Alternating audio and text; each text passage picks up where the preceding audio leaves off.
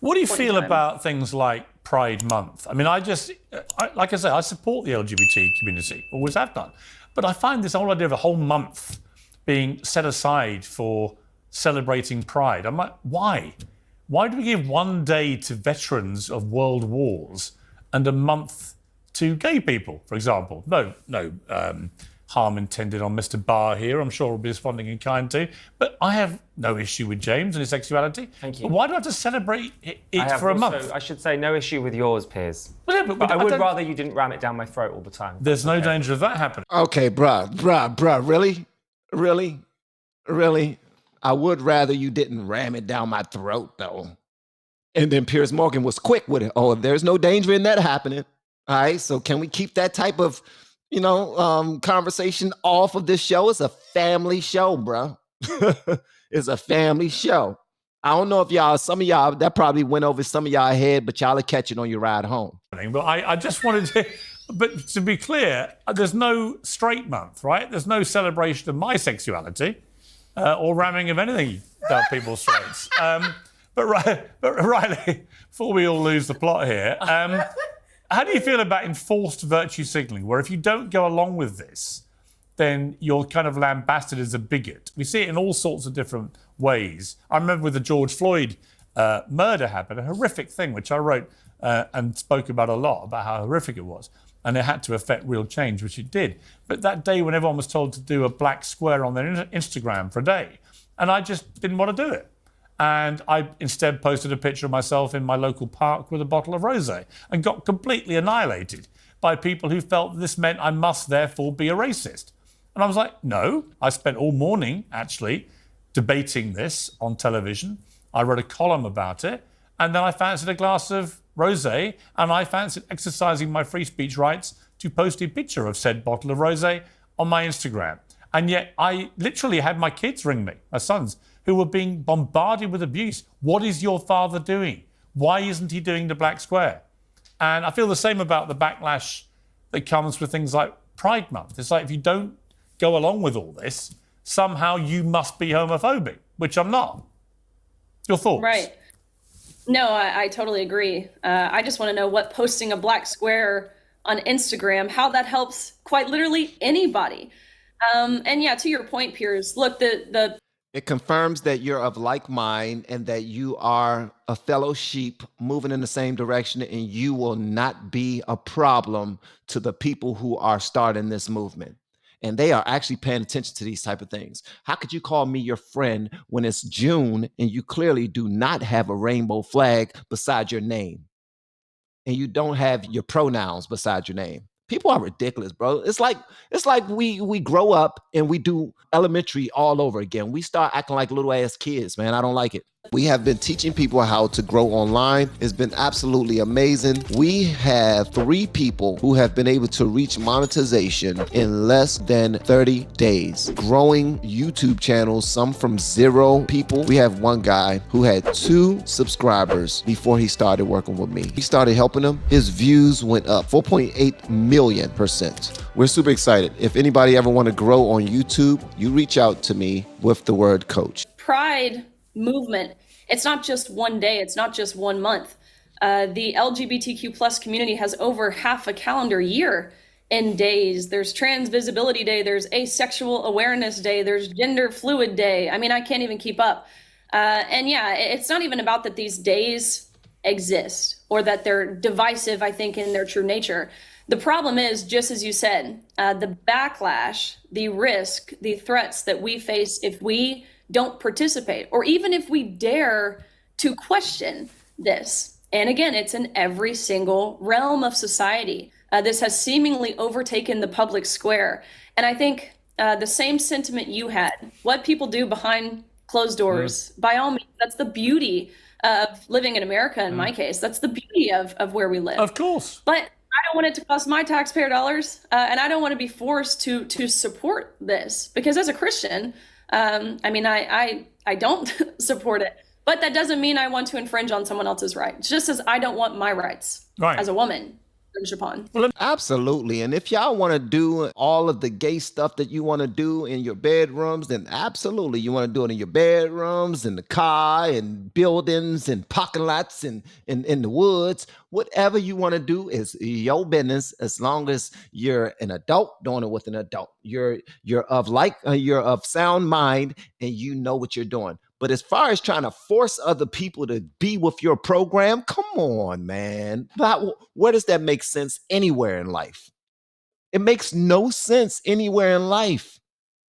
But we're trying to bully people to be in the same way of thinking as we are. And that's ridiculous, man. Let me play a clip before we come to the rest of the pack. This is Jordan Peterson who's gotten to a furore over his video about pride, where he says a sexually narcissistic movement headed for a fall because it's been taken over by the radical trans lobby. Let's take a look.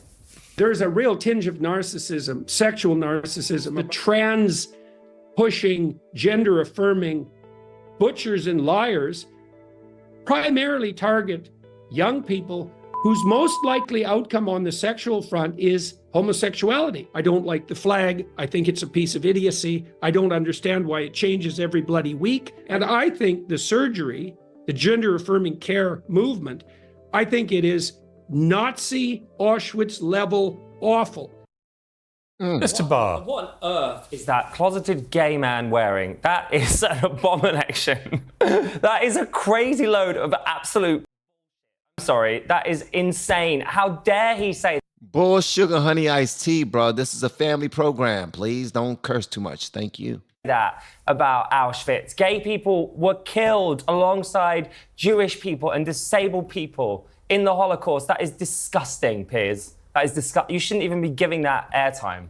Well, he's a very famous guy. Yeah, but we shouldn't be listening to what he thinks. I mean, he says loads of nonsense. Well, you say loads of nonsense. I don't deplatform you. Well, I mean, I do don't agree say with you. that. I agree with you, James. Wow, that you know, drawing likeness to Nazis and Auschwitz is a bit extreme. However, he does make a valid point that. Well, he was talking specifically about the butchery of gender-affirming care. That's what he was talking about. I'm sorry. There is nothing positive about basically castrating people and chopping off their breasts and their sexual organs to try and affirm anything other than some deep psychological distress. And I think that's the point he should have made instead of comparing it to Auschwitz, because it doesn't always have to be compared to Auschwitz. That's a very touchy topic. Everything that's been said here so far, I could write an essay about it. I have so much to say, and it's difficult to just respond to literally all of the insane things that have been coming out of your mouths over the last 10 minutes, to be honest. What was insane it would take anything Riley said? I do find behind closed doors what was quite insane about offensive. anything Riley said? This is what Riley Listen, can I just reply to Esther first? You can. I don't want to disrespect everything Riley ever says, people like you go, it's insane. I want to say, what is it she said that's insane? It's a great question. You want to move on? No, I think what she said about how she doesn't agree with it,